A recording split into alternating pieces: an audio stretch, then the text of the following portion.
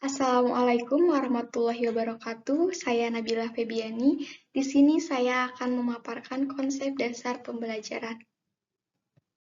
Yang pertama itu pasti hakikat pembelajaran dan hakikat belajar.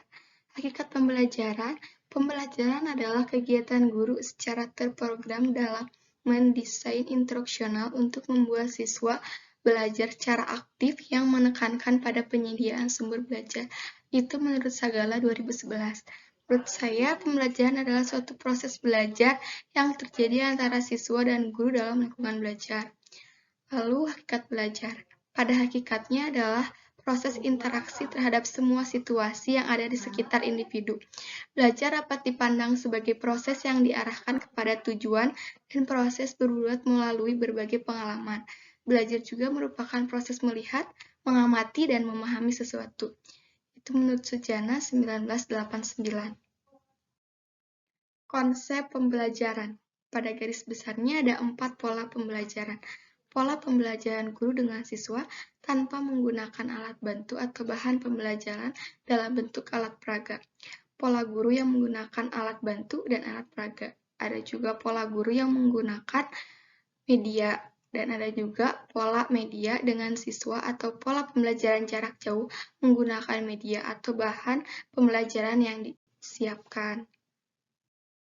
Selanjutnya itu perubahan paradigma pembelajaran. Paradigma ini dibagi menjadi dua, yaitu ada paradigma baru dan paradigma lama. Paradigma baru yaitu konsep pembelajaran inovatif yang berpusat hanya pada siswa. Guru berperan sebagai fasilitator dan motivator. Sedangkan paradigma lama itu konsep pembelajarannya dimaknai sebagai transfer ilmu dari guru kepada siswa sehingga guru menjadi satu-satunya sumber informasi. Peran guru di sini sesungguhnya sangat luas, meliputi guru sebagai pengajar, itu menyampaikan materi pembelajaran kepada siswa dan bagaimana caranya agar siswa belajar. Guru sebagai pembimbing, yaitu guru berusaha membimbing siswa agar dapat menemukan potensi yang dimilikinya. Guru sebagai ilmuwan yaitu berkewajiban menyampaikan pengetahuan yang dimiliki kepada murid, juga berkewajiban mengembangkan pengetahuan tersebut. Guru sebagai pribadi yaitu guru harus memiliki kepribadian yang mencerminkan seorang pendidik. Guru harus berperan sebagai motor penggerak terjadinya aktivitas belajar dengan cara memotivasi siswa, memfasilitasi belajar, mengorganisasi kelas, mengembangkan bahan pembelajaran, menilai program proses hasil pembelajaran, memonitor aktivitas siswa, dan sebagainya. Landasan konsep pembelajaran. Filsafat proses belajar pada dasarnya melibatkan upaya yang hakiki dalam membentuk dan menyempurnakan kepribadian manusia dengan berbagai tuntutan dalam kehidupannya. Dengan demikian, filsafat apapun yang telah menjadi hasil pikir manusia, maka kaitannya dengan belajar ibarat silkus bahwa filsafat manusia bisa mempelajari tentang segala sesuatu. Lalu psikologi. Perilaku manusia bisa berubah karena belajar. Akan tetapi, akankah manusia itu memahami perilakunya sendiri atau menyadari dia harus berperilaku seperti apa atau dihadapkan dalam situasi dan kondisi yang berbeda? Lalu sosiologi. Manusia adalah makhluk individu dan sosial.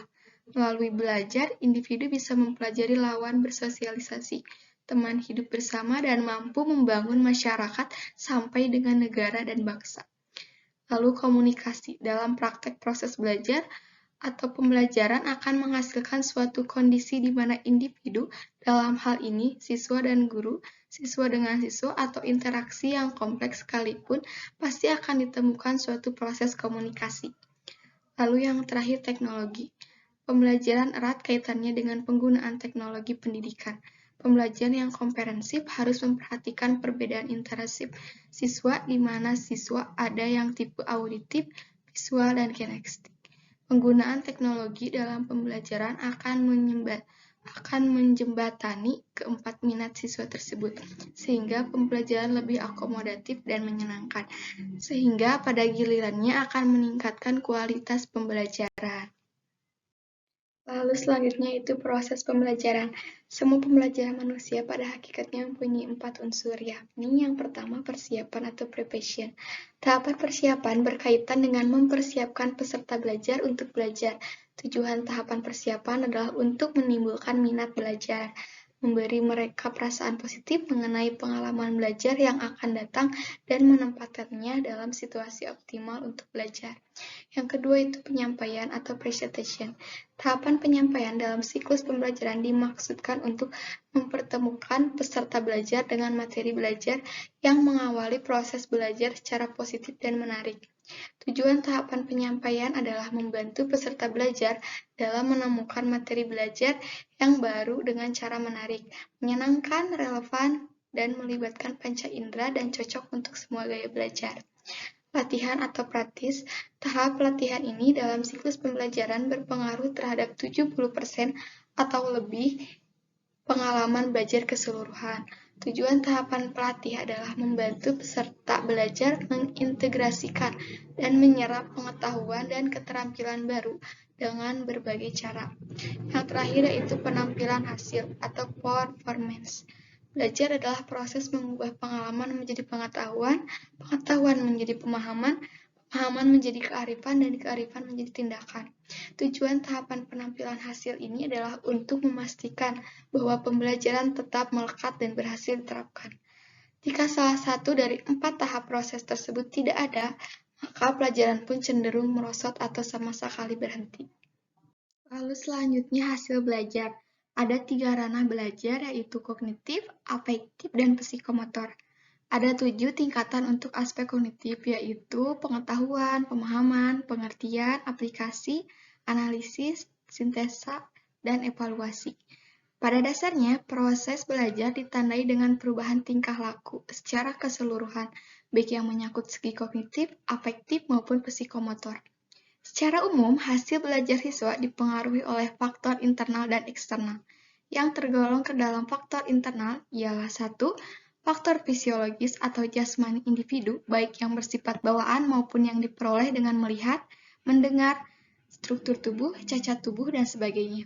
Yang kedua itu faktor psikologis yang meliputi faktor intelektual, terdiri atas faktor potensial yaitu inteligensi dan bakat, faktor aktual itu kecakapan nyata dan prestasi, faktor non-intelektual itu komponen-komponen kepribadian tertentu seperti sikap, minat, kebiasaan, motivasi, kebutuhan, konsep diri, penyesuaian diri, emosional, dan sebagainya. Nah, yang terakhir, faktor kematangan baik fisik maupun psikis. Yang tergolong ke dalam eksternal ialah faktor yang terdiri atas faktor lingkungan keluarga, faktor lingkungan sekolah, faktor lingkungan masyarakat, dan faktor kelompok. Faktor budaya seperti adat istiadat, ilmu pengetahuan, dan teknologi, dan kesenian. Faktor lingkungan fisik seperti fasilitas rumah, belajar, iklim. Faktor spiritual atau keagamaan. Motivasi menuju hasil proses pembelajaran. Menurut jenisnya, motivasi dibedakan sebagai berikut, yaitu motivasi primer dan motivasi sekunder. Motivasi primer atau primer motif atau motivasi dasar atau basic motif menunjukkan kepada motif yang tidak dipelajari, yang sering juga digunakan istilah dorongan atau drive.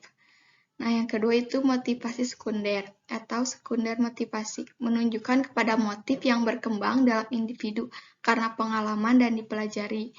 Yang termasuk ke dalam ini yaitu takut yang dipelajari atau learning first, motif-motif sosial yaitu ingin diterima, dihargai, konformitas, afiliasi atau persetujuan, status merasa aman, dan sebagainya.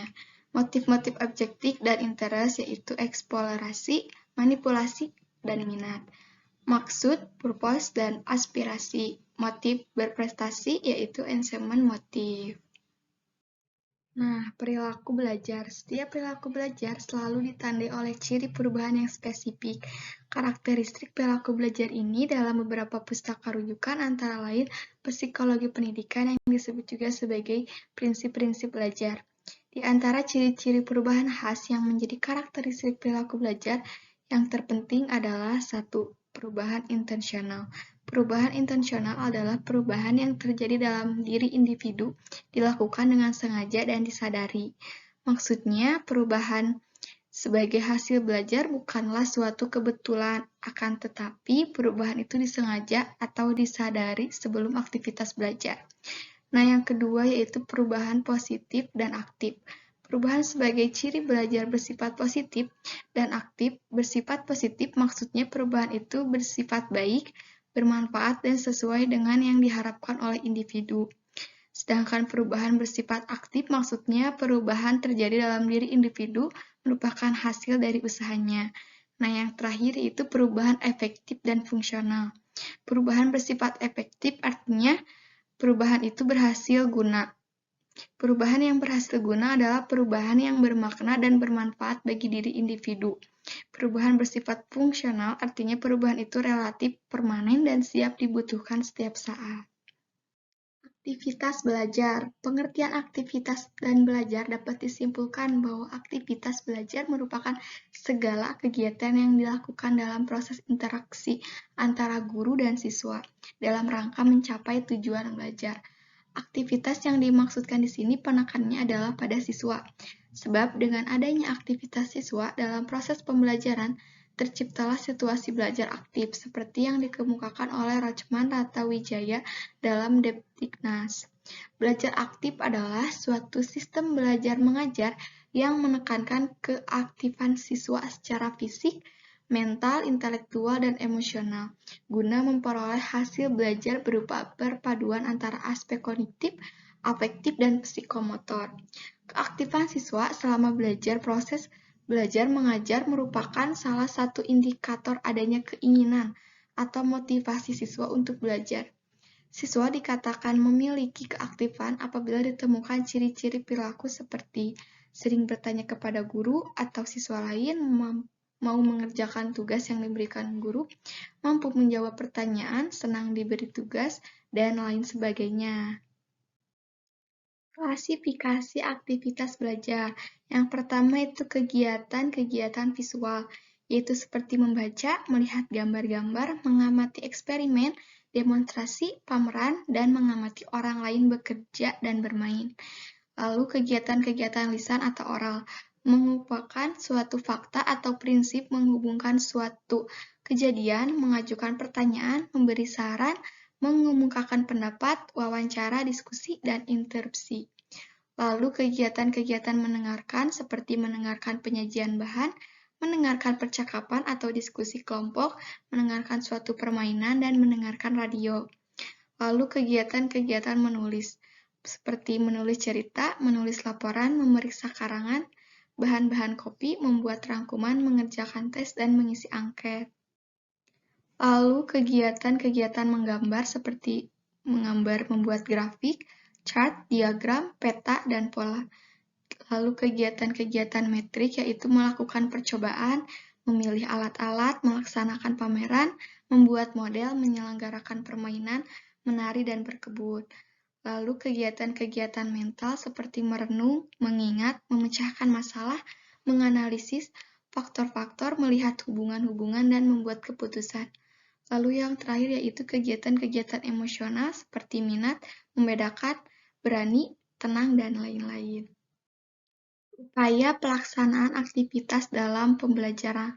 Asas aktivitas dapat diterapkan dalam semua kegiatan dan proses pembelajaran.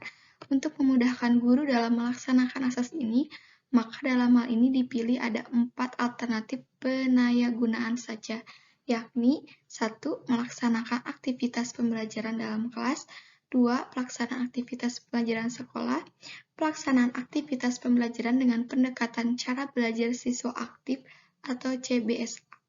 Pembelajaran dititik beratkan pada keaktifan siswa dan guru bertindak sebagai fasilitator dan narasumber yang memberikan kemudahan bagi siswa untuk belajar.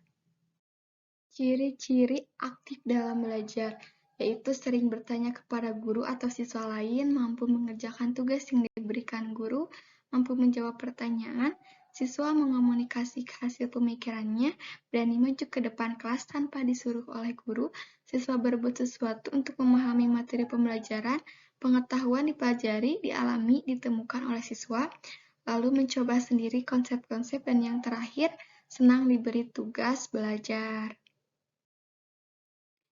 Teori pembelajaran. Sebelum merancang pembelajaran, seorang guru harus menguasai sejumlah teori atau filsafat tentang belajar, termasuk beberapa pendekatan dalam pembelajaran.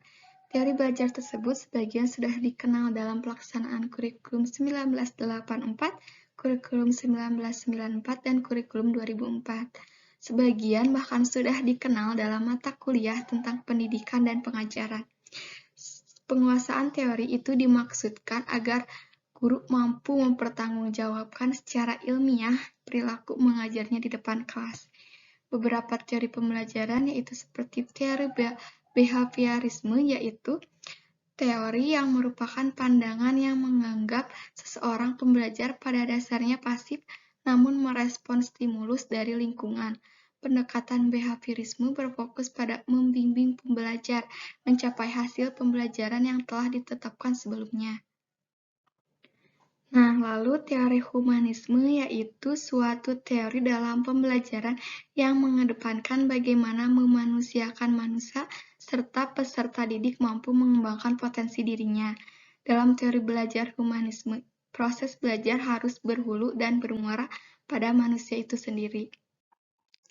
Lalu teori kognitivisme, teori belajar yang lebih mementingkan proses belajar daripada hasil belajarnya.